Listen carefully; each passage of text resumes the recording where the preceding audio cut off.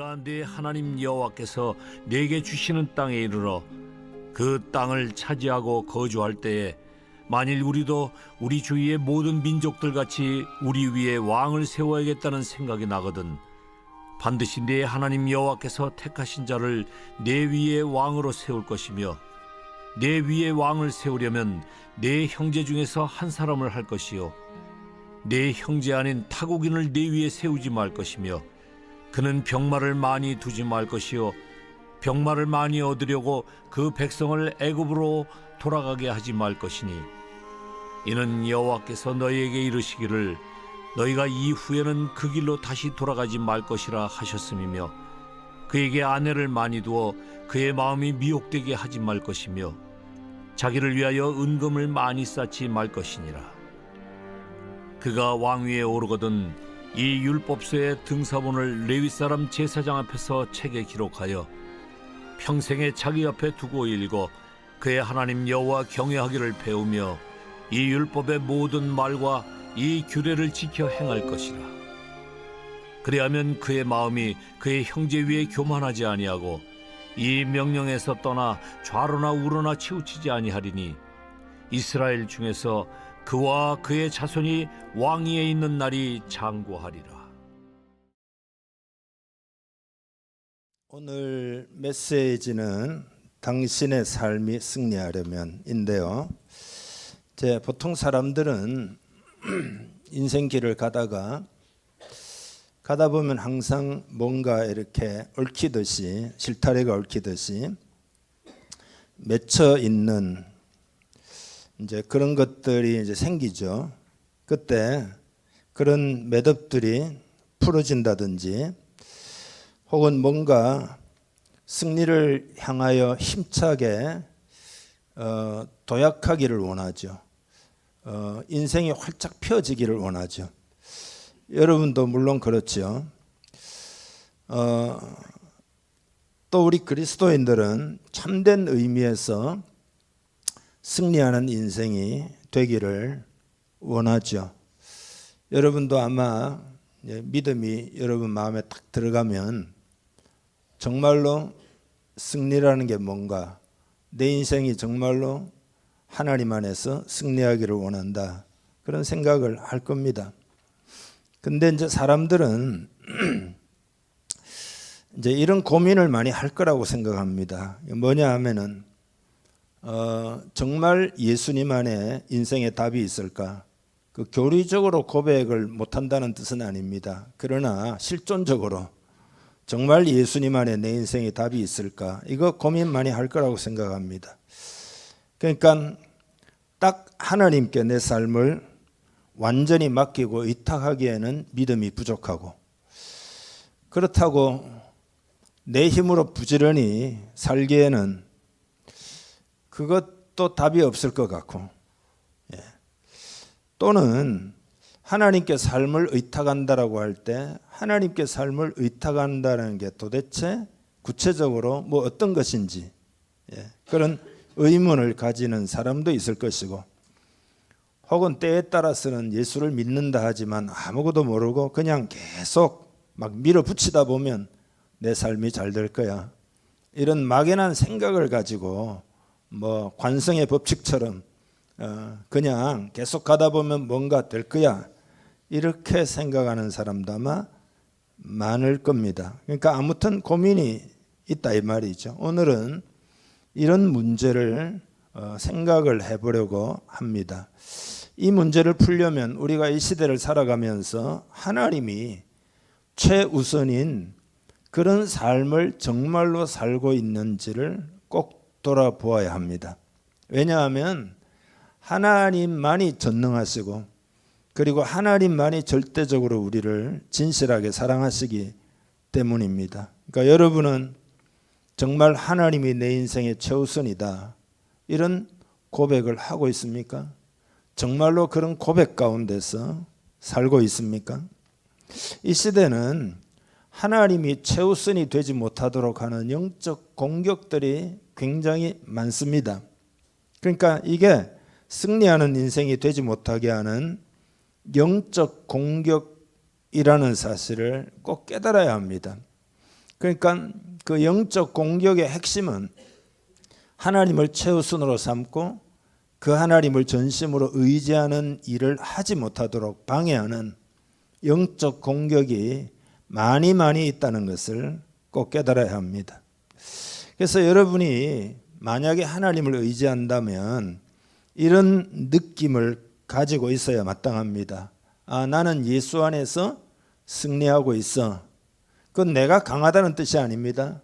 나는 부족하고 연약하지만 예수 그리스도 안에서 난 승리하고 있어.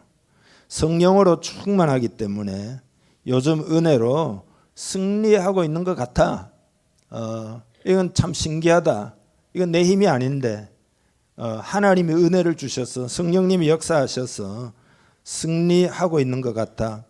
어떤 느낌이라 그럴까요? 어떤 확신이라 그럴까요? 이런 것들이 당연히 있어야 합니다. 여러분에게 그런 것이 있느냐 이 말이죠. 있는지를 꼭 돌아보아야 합니다. 여러분, 하나님의 약속은 너무도 분명하죠. 그 약속을 믿고 따르면 하나님이 일하십니다. 그건 너무 분명해요. 그렇다면 당연히 날마다 승리하는 삶을 사는 게 마땅하죠. 그렇지만 현실은 어떠한가? 승리보다는 패배를 많이 경험하죠. 그렇다면 내가 지금 내 삶의 최우선으로 하나님의 약속을 붙들고 그 약속을 기대하며 그 약속을 의지하며 살아가고 있는지를 딱 돌아보아야 합니다. 그래서 정직한 자기 평가를 하면서 오늘 믿음이 회복되고 믿음이 충만한 그런 시간 되기를 주님의 이름 축복합니다. 옆 사람에게 인사하면 그런 시간 됩시다. 한번 인사 나누겠습니다. 그런 시간 됩시다. 아멘. 여러분 한번 여러분의 삶을 돌이켜 보기를 바랍니다. 내 삶에 하나님의 약속을 의지해서 승리했다. 승리하고 있다. 이런 면에서 승리했다. 이런 고백들이 얼마나 있는지. 그래서 여러분 오늘 이 문제를 이 아침에 꼭 해결합시다. 승리하는 인생 됩시다. 승리하는 교회 되기를 간절히 원합니다. 오늘 본문은 왕을 위한 메시지죠. 이 왕을 요즘 말 리더라고 생각해야 되고 그냥 우리 모든 그리스도인은 왕의 DNA를 가지고 있습니다. 아멘이죠? 왕 대신 하나님의 자녀들이니까 리더의 DNA를 가지고 있으니까 우리를 왕 같은 제사장 그랬잖아요. 그러니까 이게 왕에게 해당된다 생각하지 말고 나에게 해당되는 이야기입니다. 그래서 본문은 왕이 성공하려면 어떻게 해야 한다. 그런 하나님의 말씀입니다. 그러니까 다른 말로 하면 내가 성공하려면 우리가 승리하려면 어떻게 해야 되느냐. 15절부터 이제 보면 왕을 세울 때 여호와께서 택하신 자를 왕으로 세워야 한다라는 겁니다. 그러니까 하나님이 왕을 세울 때 첫째가 뭐냐? 하나님이 택하신 사람이어야 한다라는 거예요. 여러분 이건 어떤 의미인가 하면은 하나님의 보호권을 분명히 하신 그런 의미예요. 그러니까 하나님이 딱 택하신 사람이라야 하나님이 보호해 주실 수 있기 때문에 하나님이 택한 사람을 세우라는 거예요. 그러니까 마음대로 세우면 안 된다 이 말이죠. 그러면 하나님이 누구를 도대체 택하시느냐? 누구를 택하실까요, 여러분? 하나님이 딱 택한 사람을 세우라. 다시 말해서 우리 그리스도인들은 하나님이 택하는 사람이 되어야 된다 이 말이잖아요. 근데 일단은 하나님이 택하시는 사람은요, 우리 사람의 생각과 다릅니다. 한 번은 하나님이 사무엘에게 이새의 집으로 가가지고 그곳에 아들이 여러 명 있는데 그 중에 하나를 왕으로 기름 부어 세워라. 그렇게 했거든요. 가가지고 이제 아들들이 쭉 오는데 맨 첫째 엘리압을 보고 사무엘이 마음에 딱 보고는 여호와의 기름 부으실 자가 과연 여기 있구나. 이렇게 사무엘이 딱 생각했다. 왜냐하면 엘리압은 벌써 이렇게 딱 모양이 출중하고 잘생기고 아주 대단해 보여요. 근데 마음에 하나님이 사무엘에게 뭐라고 이야기하시는가 하면 그의 얼굴이나 그의 키를 보지 말라. 사람은 외모를 보지만 나는 마음을 본다. 이렇게 말씀하셔서 나중에 맨 말째인 다윗을 기름 부어 세웠다라는 거죠. 마음이 중요한 거죠. 그러니까 어떤 마음을 보신다는 걸까 도대체? 하나님이 택하시는 마음이 도대체 뭘까? 이제 그게 중요하잖아요. 바울이 고린도인들에게 이렇게 글을 썼습니다. 이거 보면은요, 하나님이 누구를 택하는지 알 수가 있어요. 고린도전서 1장 27절 28절 다 같이 읽습니다.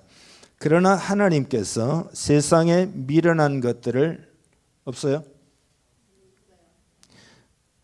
왜 안 읽었어요? 지금 나왔. 예. 시작. 그러나 하나님께서 세상에 미련한 것들을 택하사 지혜 있는 자들을 부끄럽게 하려 하시고 세상에 약한 것들을 택하사 강한 것들을 부끄럽게 하려 하시며 하나님께서 세상에 천한 것들과 멸시받는 것들과 없는 것들을 택하사 있는 것들을 폐하려 하시나니 아멘. 이게 여러분 무슨 뜻일까요?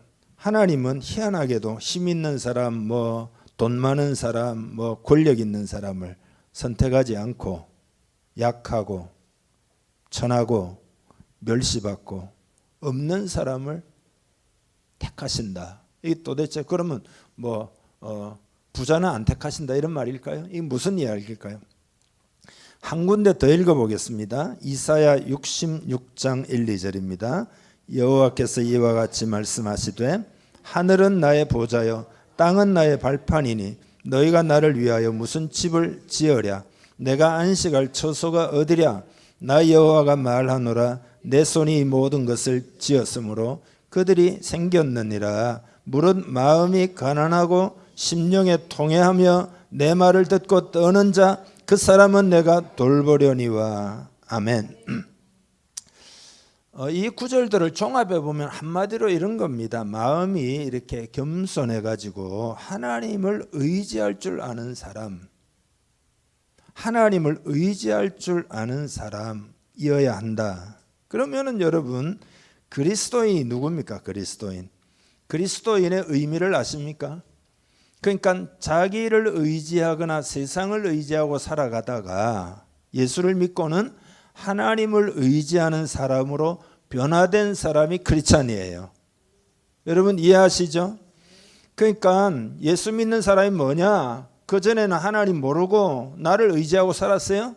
예수를 믿는다 그 말은 의지한다 이 말이지. 예수님 의지하고 하나님 의지하는 사람이 됐다 그런 이야기잖아요. 이게 본질이에요. 여러분의 신앙을 점검해 보기를 바랍니다. 그러니까 이 말은 이런 거예요. 자기 힘을 의지해서 살아가면 그건 진짜 크리스찬이 아니라 이 말이에요. 하나님을 의지하는 사람이 크리스찬이다. 그래서 여러분 이 본질을 좀 깊이 생각해 보아야 합니다.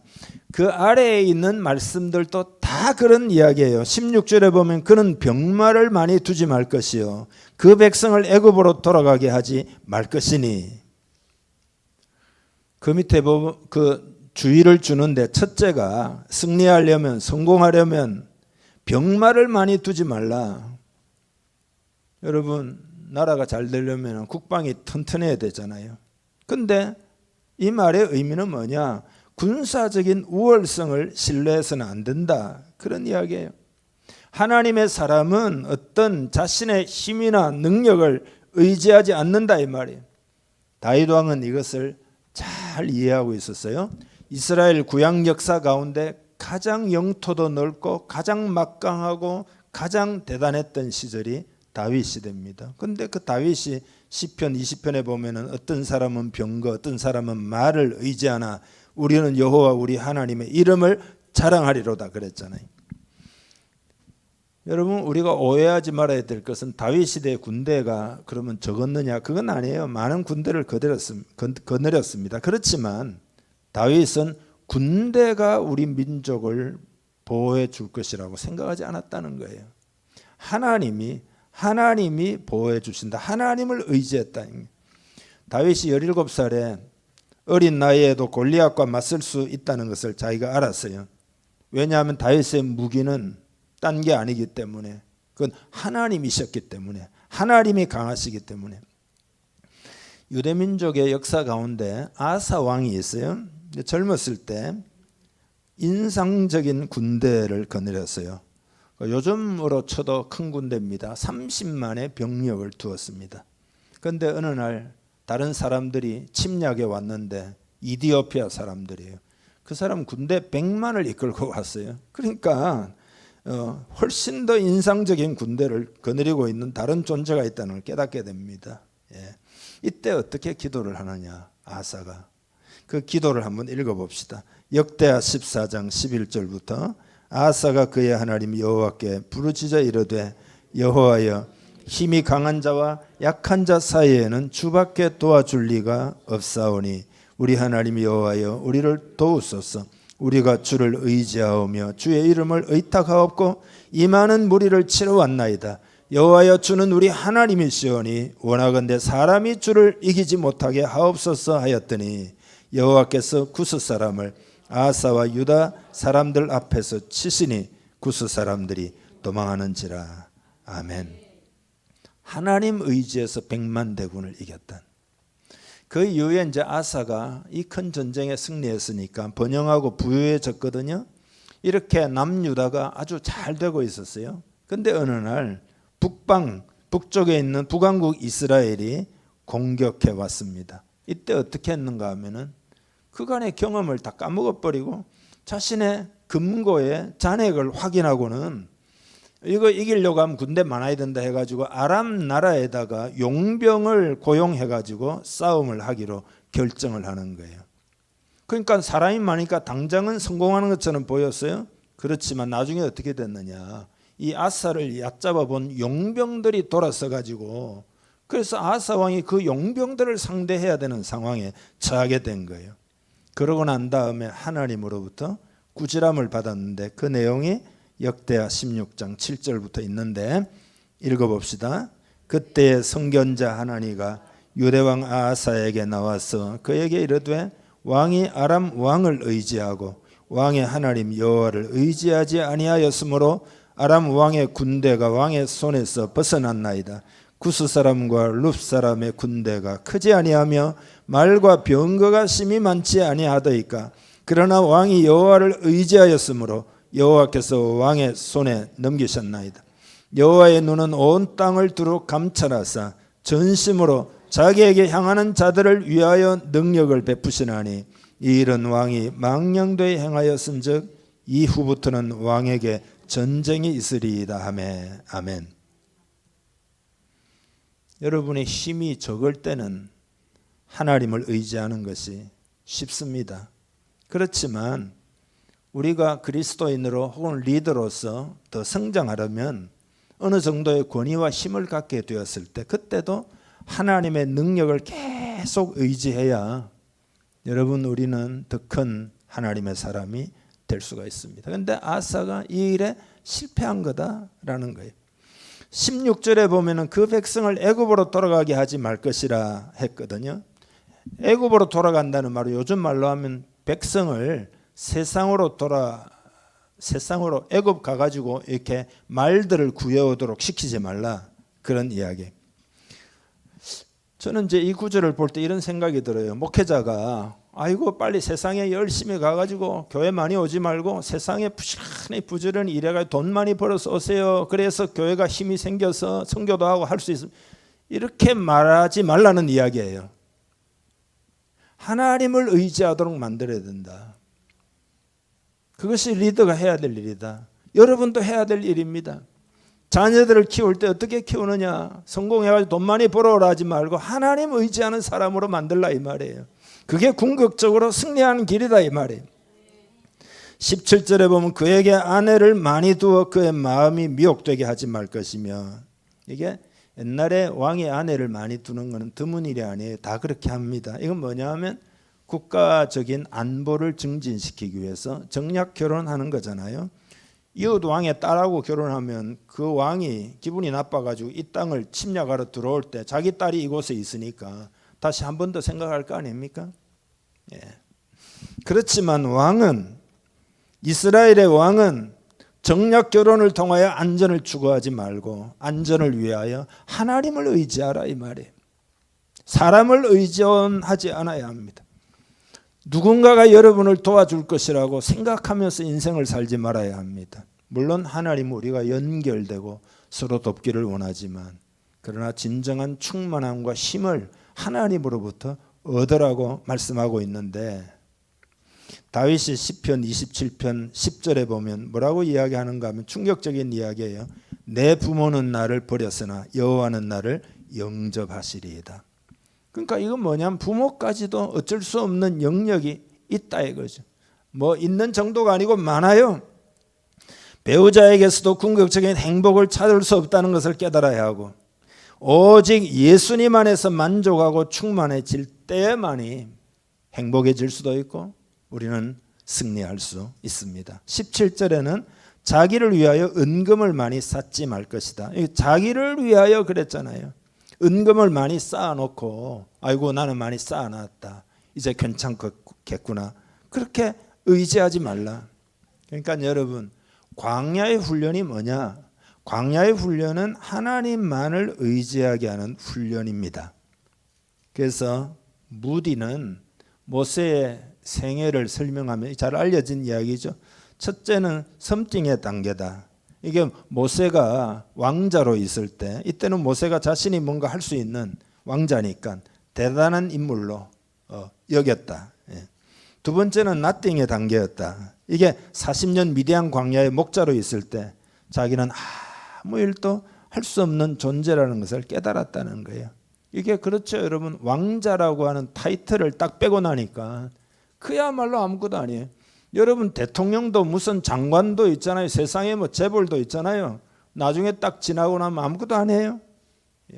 그래서 모세가 그 경험을 한 거예요. 그리고 세 번째 단계가 에브리띵의 단계라는 거예요. 그게 이제 인생의 절정기인데 하나님의 손에 딱 붙들리니까 모든 승리를 경험하는 단계. 하나님이 은혜로 역사하시는. 그래서 바로를 이기고 이스라엘을 구원했다 이 말이죠. 여러분 오늘 우리는 이 믿음을 회복해야 합니다. 가장 기초적인 이야기지만 정말로 본질적이고 가장 중요한 이야기로 마음에 딱 새겨야 합니다. 이 말씀을 여러분 진지하게 받아들이기를 바랍니다.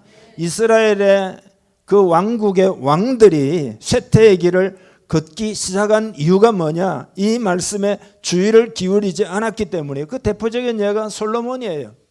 솔로몬이 열왕기상에 보면은요 후궁이 700명이고 첩이 300명이고 뭐 나이가 많을 때 그 여인들이 그의 마음을 돌려서 다른 신을 따르게 했다.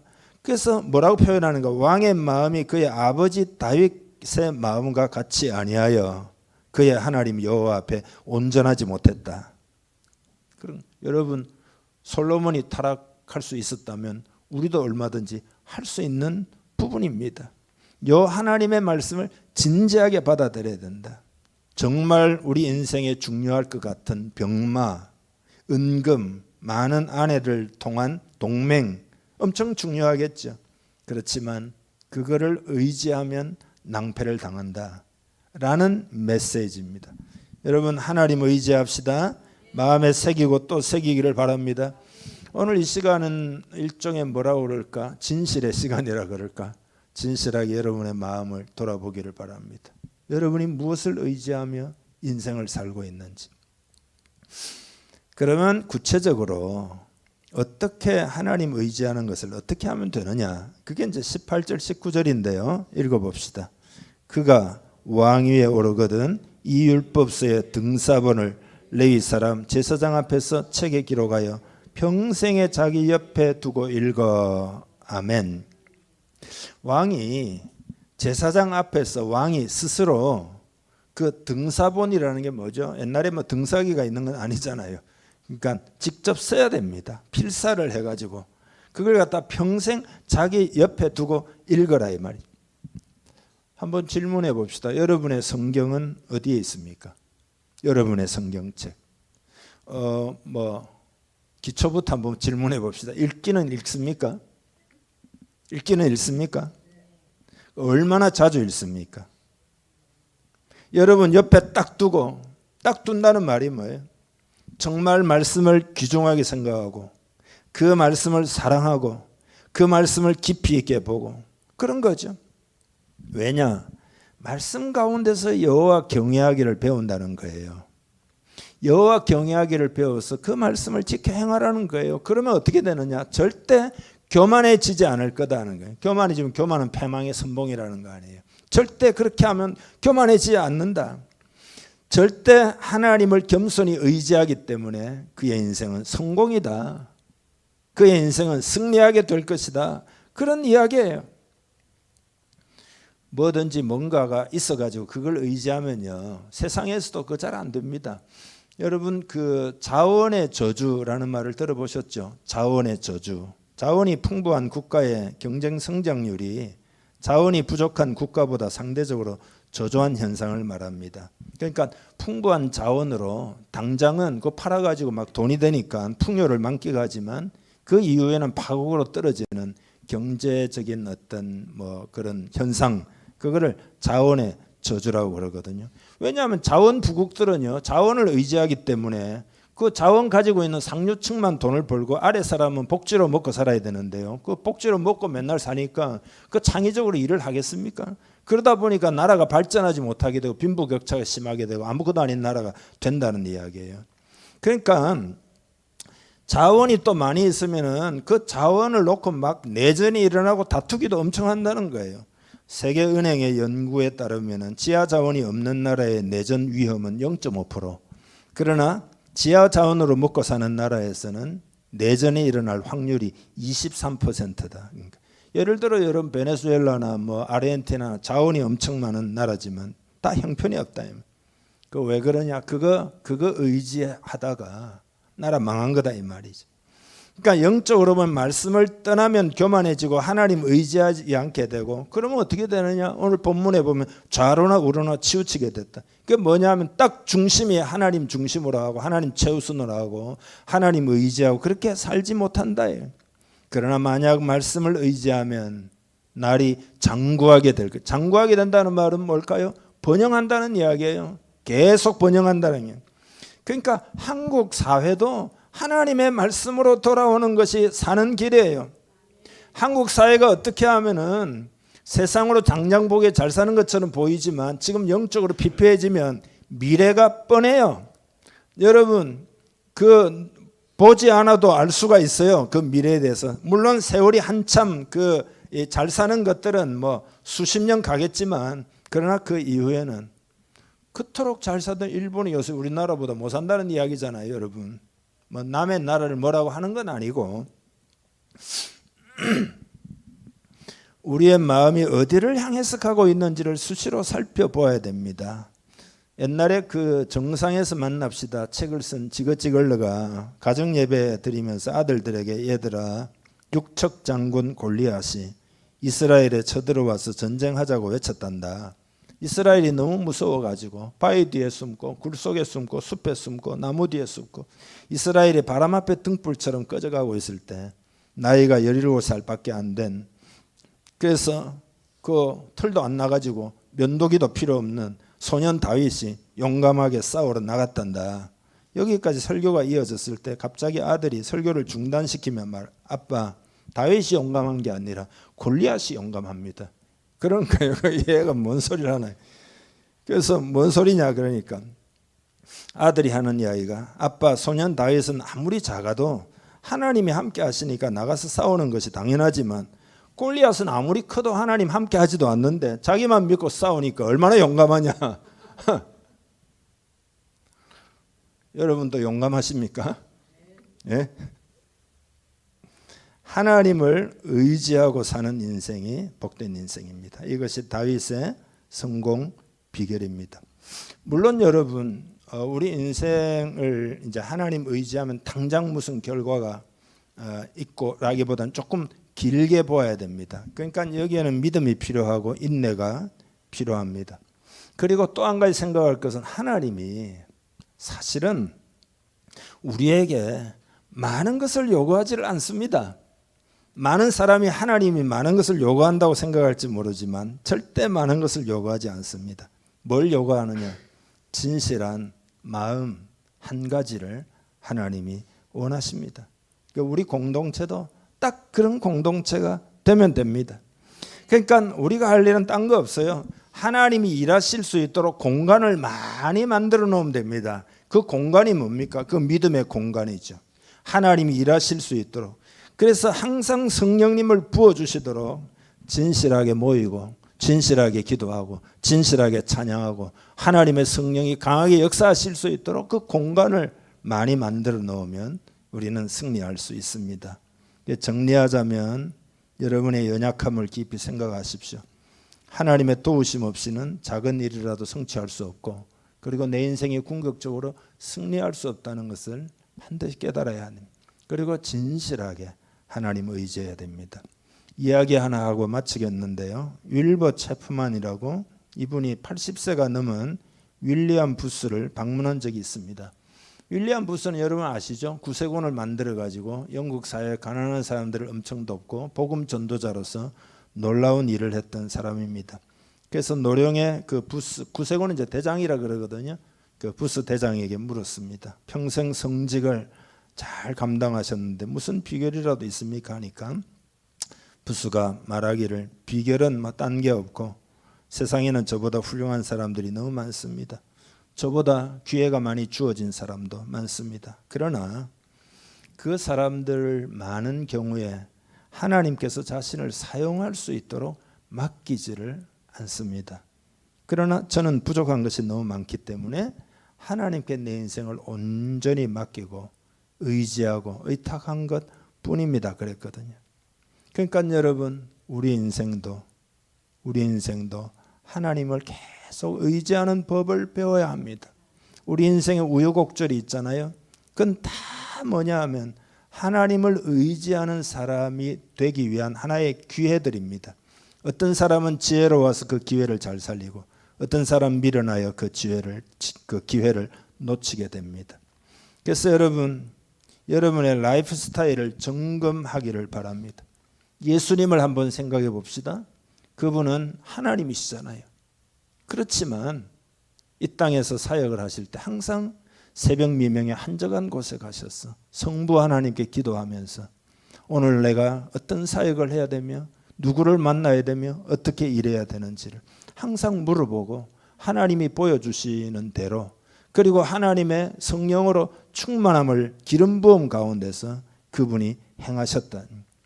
주님이 그렇게 하셨다면 여러분, 우리는 오죽하겠냐 이 말이죠. 우리는 더욱 그러해야 할 것입니다.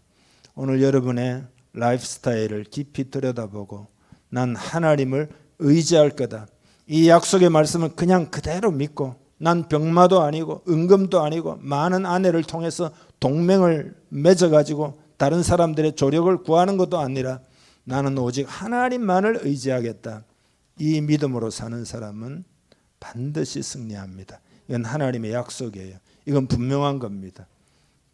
그렇게 여러분 오늘 결단하셔서 하나님께 영광을 돌리기를 주님의 이름 축복합니다. 같이 기도하겠습니다. 이 시간 기도할 때 하나님 앞에서, 하나님, 내가 믿음이 더 강화되기를 원합니다. 믿음을 더하여 주옵소서. 내가 내 마음을 들여다봅니다. 진실로 하나님을 의지하고 있는지 깨닫게 해주세요. 성령을 부어주셔서 알게 해주시고 하나님을 더욱 의지하는 사람 되기를 원합니다. 역사하시옵소서. 우리 그런 제목으로 진실하게 기도하기를 바랍니다. 다 같이 기도합니다. 주님, 이 시간 기도합니다.